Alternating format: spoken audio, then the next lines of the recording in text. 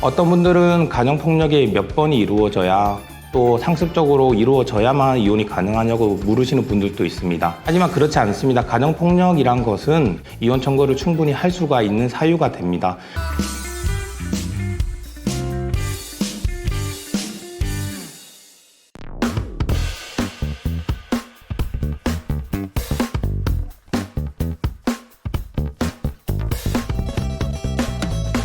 행복했던 한 가정이 이혼에 이르는 사유는 여러 가지가 있습니다. 그중 가장 큰 사유로는 성격 차이가 있고요.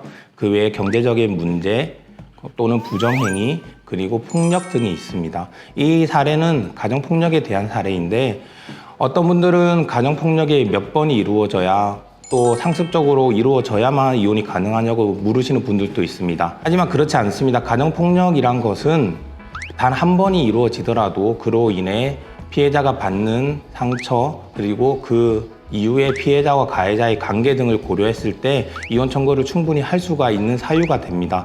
가정폭력이란 물리적인 폭력뿐 아니라 가해자가 피해자에 대한 욕설 등 폭언 그리고 모욕적인 언사나 무시하는 태도 등 모든 물리적, 정신적, 경제적 손해를 야기하는 것을 의미하며 가정 구성원 사이에 신체적, 정신적, 재산적 피해를 수반하는 모든 일체의 행위를 말합니다. 다만 가정폭력으로 이혼을 하기 위해서는 증거를 잡는 것이 가장 중요합니다. 사실 이혼 사건 자체가 부부간 내적인 영역에서 일어난 일을 다루다 보니 증거가 많이 없는 경우가 많고 그 당시에는 경황이 없어서 증거를 남기지 못하는 경우도 많습니다. 가정폭력의 경우에도 이러한 경우가 많은데요.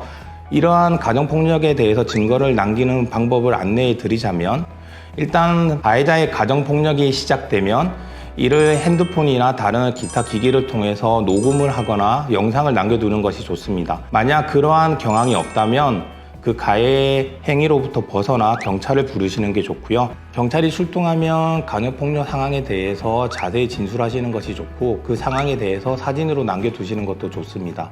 이러한 경찰 기록은 나중에 저희가 이혼 소송을 할 때 증거로 사용할 수가 있습니다.